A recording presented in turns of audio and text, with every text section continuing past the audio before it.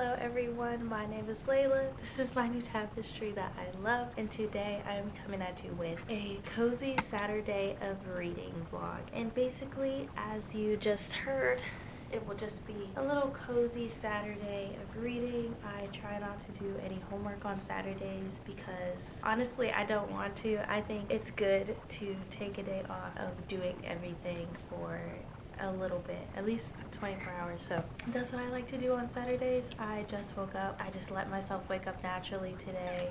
I woke up a little bit before I decided to get out of bed, which was around 9 a.m. And these are the two books I'm going to be working through today.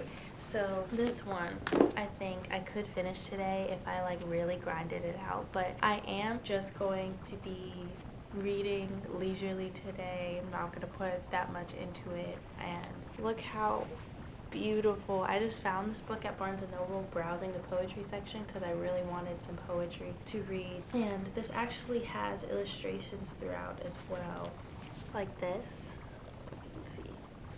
But yeah, and so far 5 stars. I am on page, I think this is almost 400 pages, and no, it's a little over 300 pages. And right now I am on page 60 and a 5-star vibes. I love poetry so much, but I've never rated a poetry book 5 stars before, but this one might just get it. Like every other poem, I usually dog ear my favorite poems, my favorite parts of books, but I would be dog-earing every other page for this. This is Home by Whitney Hansen, and this is about how she was going through a breakup, and it goes through the different stages of the breakup: losing, lost, flying, and home. So it's like her healing journey, and it's just really good so far. I'm gonna read to you one of my favorites so far. One of my favorites is one of the really short ones. It says, "Prove to me that love is a verb. Let your actions speak for how you feel. And if they are not loud, let me leave." And I'm just like, wow, I love that so much. But yeah, that was one of the short ones, a little snippet. I'll probably come back a lot and just read the little ones that I love so much as I find them, and some of the longer ones are good as well. But yeah, so this is the first one that I'm going through today. And then Act Your Age, Eve Brown, has been taking longer than I expected just because I haven't had too much time to read. I actually got a second job and I'm a senior in college, so it's taking a little longer than expected, and I don't really think that's the fault of the book. Like, it's not getting slow or anything, but basically this is about Eve, who is a hot mess. She has kind of been living off of her parents while she just like starts and stops a lot of jobs and things like that, and her parents were like, you know what, you're acting like a spoiled brat, we're not gonna have it, and you're cut off and you need to find a job and hold it down for a year before you get your, I guess, trust fund money back. And she was like, fine, and that hurt her feelings and all that stuff. And then she winds up at this B&B and she runs over the guy in charge of the B&B, so now she has to like help with that, and it's their romance. It is an enemies to lovers romance, and I really like it so far. I think that it's cute. I'm pretty sure that the male main character has autism, and everybody knows how much I love autism rep in my books, but I am excited to get to finishing this as well. I'm only on page 122 out of like 400 books, 400 pages. Yeah, it's just about 400 pages, 375 pages, and yeah, so I'll show you the little nook that I'm going to be reading in. So my camera actually died, but this is the little nook that I have up under the second bed. That's the bed that I was sleeping in. Ignore this trash. It will be clean momentarily, but yeah, I also have these new like photo cards. This one's one of my favorites. But yeah, I have fairy lights for this space all around this, but my dumb self didn't buy batteries. I did buy a book cart that I haven't filled up yet, but yeah, this will be the little one of the places I read. That will be another one of the places I read. It looks like so much cover because it is, because I want to be cuddled by the covers. I want to get to reading.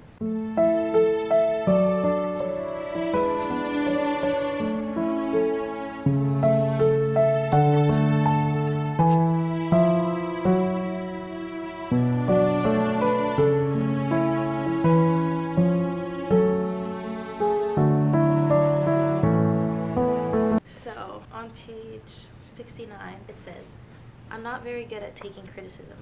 I know you weren't criticizing me when you decided to be with her, but it feels like everything you give to her that you couldn't give to me is a testament of my faults.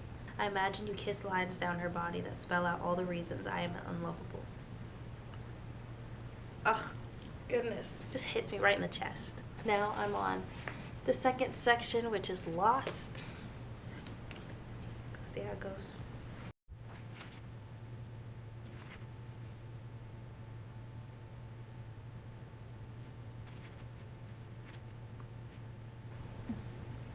Found another great one immediately.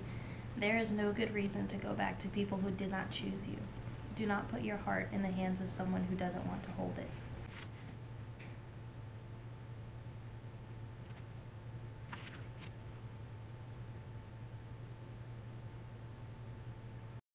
So there's two that I really like that are back to back, and the page 98, and these will probably be the last two because I don't want to give too much, and like I said, like every single page is fire, and yeah, I just really want everyone to buy the book and just read it, especially if you're going through a breakup or if you've just gotten over one too. I feel like you will like especially appreciate this. But on page 98, "Today I was envious of a goldfish.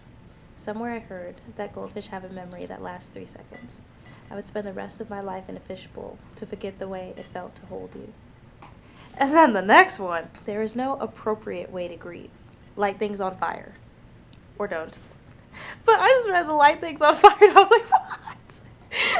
Sounds like me and my sister. Like, light it on fire. It's fine. But yeah, that's the only one that I was like, that I found like actually funny, because this is like a really deep and book and it's about like healing and all of that stuff. But it just reminded me of my sister, so that's why I was laughing and that's why I love it. But yeah, having like gone through a breakup not too long ago and like having very recently healed from it, like reading this and like remembering how it felt and stuff like that. Sorry, I'm trying to get the camera just right. And remembering how it felt was very, I don't know. It's kind of like post-healing healing, if that makes sense. Because it really does, it did feel like that, like very, very hard and very heavy. And just, I don't know, it's kind of like beautiful realizing that I did feel like that, but, you know, being okay now. And I know that by the end, I hope that by the end of the poetry book, because it is the stages of grieving, that Whitney Hansen will also feel okay and know that she is enough in and of herself. And yeah, I'm kind of excited for her to get to that point, since it's like, it was actually happening like to someone. It's not just a character in a book. Like I really appreciate that, because it's like, man, I did that healing wise. So yeah, starting to get happy, because like she's still depressed, but like what a lot of people don't realize is that the progress starts in the depression. So like I'm on page 125. "I hate you for taking my trust from me. I can't explain how badly I just want to be able to love someone again."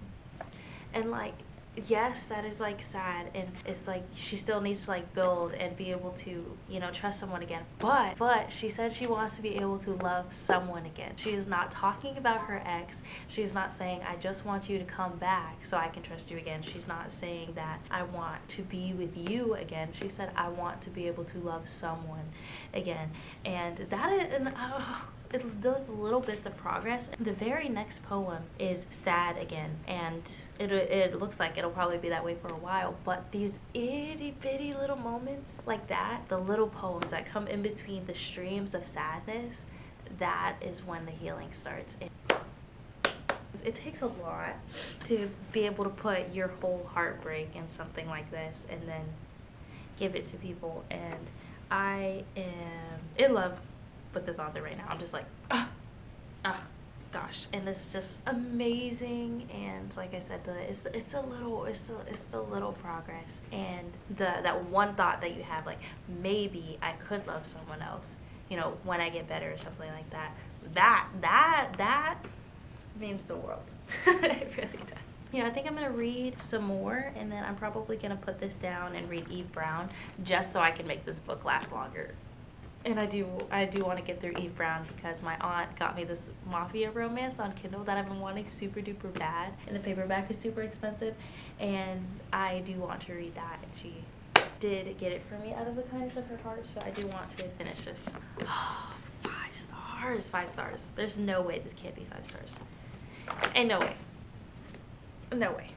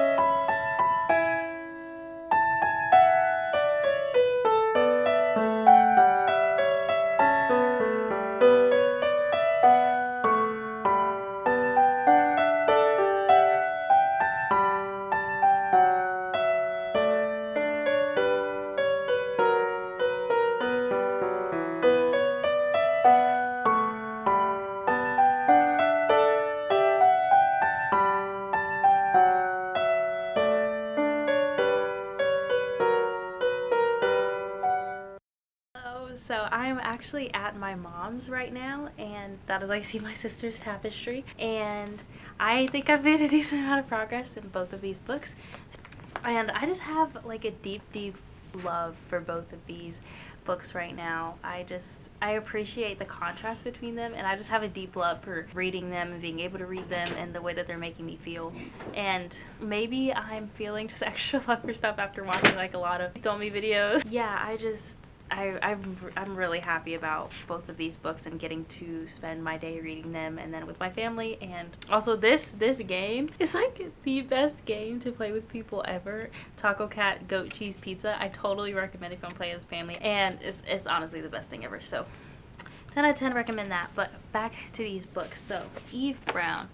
I am, as you can see, about halfway through Eve Brown now, and that's exciting. I'm on page 168, and I love these two, and I love the dynamic between them, and I love how, like, you can kind of see that both of them weren't treated that well in the past, so they kind of feel that everybody is like this, everybody's gonna treat me this way, and it's so cute them like figuring out that they don't treat each other the way that they expect other people to treat them so poorly. And it's heartwarming. And then I don't know why the lighting keeps changing.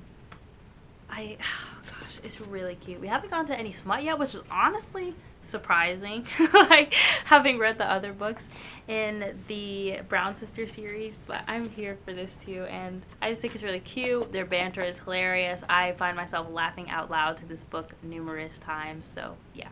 And then my deep appreciation for this book. I am about halfway through this one as well, maybe a little over halfway through. This is what I have left to read. I am on page 184, and every single one hits. Like, she's like slowly starting to, like, I would say heal, but like it's like it doesn't like feel like healing. Like, these, if you read these poems, it doesn't like feel like healing, but like it is, and like it's kind of beautiful. Like, even like the bad emotions are still like part of the healing. But yeah, it's still sad, and some are angry, and there are like one or two that's talking about the future and all of that stuff. But oh gosh, the love that I have for this book and the poems. And I stopped telling you guys the good poems because I feel like, you know, the ones that are like on her like healing journey, it kind of feels like a reward for reading the book. So go read it, please, everyone read this. Oh my my gosh, I'm in love. If I could just meet this author and have a talk about life, I feel like that would be so very cool. And oh gosh, these poems just hit me so hard. But yeah, so 184, I think it's at 62. No, 168. I think I've made a decent amount of progress. I am going to read a little bit more, I think, and then I'm just gonna go ahead and wrap up this vlog. And it has been a really nice Saturday of reading.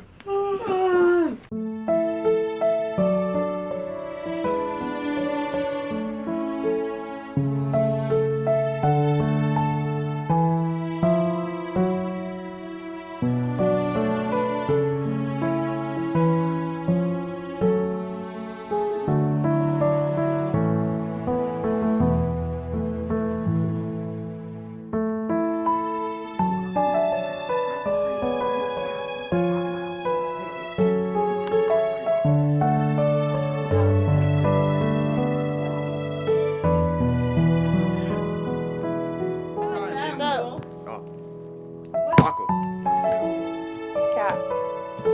So, Jeez. Ow! Your nail. Ow!